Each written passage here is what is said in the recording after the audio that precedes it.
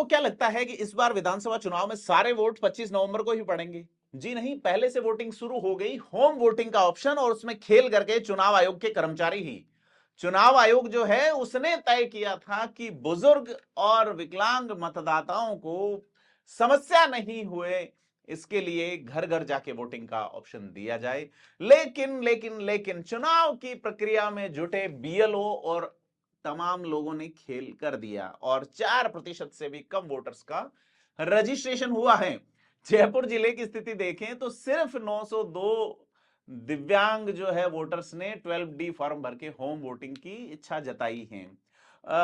एक जब कर्मचारी से हमारी बात हुई तो उन्होंने कहा कि ये बड़ी समस्या रहती है, इसलिए हमने टारगेट किया कि जो घोषित है उससे 10% से ज्यादा इधर उधर अपने को नहीं करना है। वोटिंग के लिए ध्यान रखने वाली बात यह है कि ये जो टीम है निर्धारित समय में सिर्फ 2 दिन ही घर पे आएगी। अगर वो नहीं मिलता वोटर तो वोट निरस्त कर दिया जाएगा। जयपुर में अगर ये देखें तो 1 लाख और 2,000 के आसपास बुजुर्ग वोटर हैं जिनकी आबादी 80,000 से 80 साल की उम्र से ज्यादा है। साथ ही दिव्यांग वोटर जो है वो 34,673 हैं। अब 4 से 21 नवंबर तक जो वोट पड़ेंगे, है ना, उसमें प्रदेश भर में कुल 64,700 ही मतदाता इलेक्ट चुने गए हैं। तो ये सीधे सीधे तौर पे यह है कि लोगों तक इस योजना को पहुंचाया नहीं गया, पॉलिटिकल पार्टियों को इससे नहीं जोड़ा गया, कैंडिडेट्स ने भी ध्यान नहीं दिया, इसलिए उनका जो बर्डन 25 तारीख को पड़ना है वो वैसा ही रहेगा। जबकि होना ये चाहिए था कि उनका ज्यादा से ज्यादा रजिस्ट्रेशन होता तो 25 तारीख का जो बर्डन बुजुर्ग लोगों को लाने का, उनकी परेशानी का, सर्दी के मौसम का, विवाह वाला समय, और ये 4.25% वोटर ही रजिस्टर्ड किए हैं।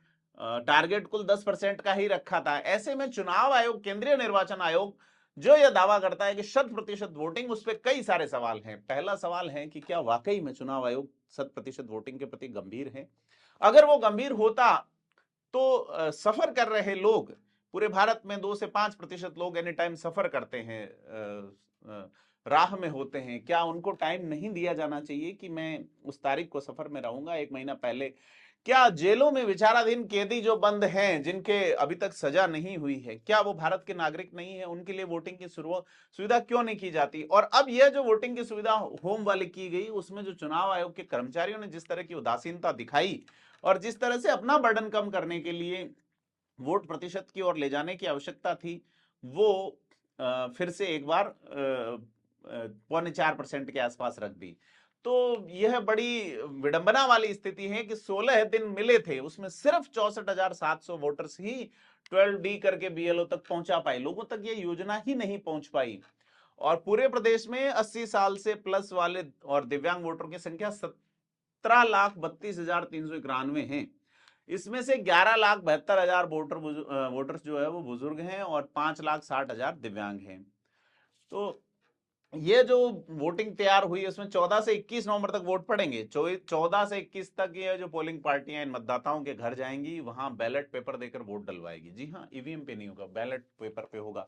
बड़ा सवाल ये भी है इसमें कि पिछला चुनाव अगर देखें, विधानसभा का चुनाव जो कि 2018 में हुआ था, वहां 11.66% वोट खारिज हुए हैं बैलेट वाले, और ये उन लोगों के हुए जिनको चुनाव कराने की जिम्मेदारी है। ऐसे में ये जो बुजुर्ग वोटर वोट करेंगे, क्या ये खारिज नहीं होंगे?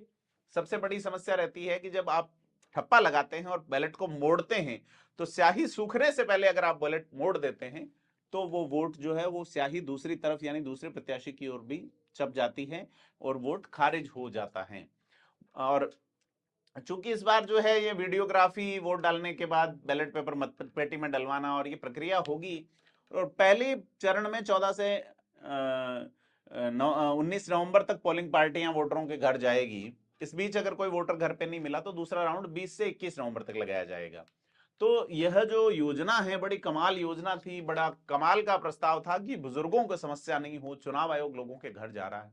लेकिन सीधे तौर पे राजस्थान के सरकारी कर्मचारियों ने, जो कि बीएलओ हैं, आरओ हैं, एआरओ हैं, उन्होंने सीधे तौर पे इलेक्शन कमीशन को ही ठेंगा दिखाया है कि यह योजना में सिर्फ 4% ही रजिस्ट्रेशन हो पाया। राजस्थान की राजनीति और चुनावों से जुड़े खास विश्लेषण के लिए सब्सक्राइब करें थिंक 360 को।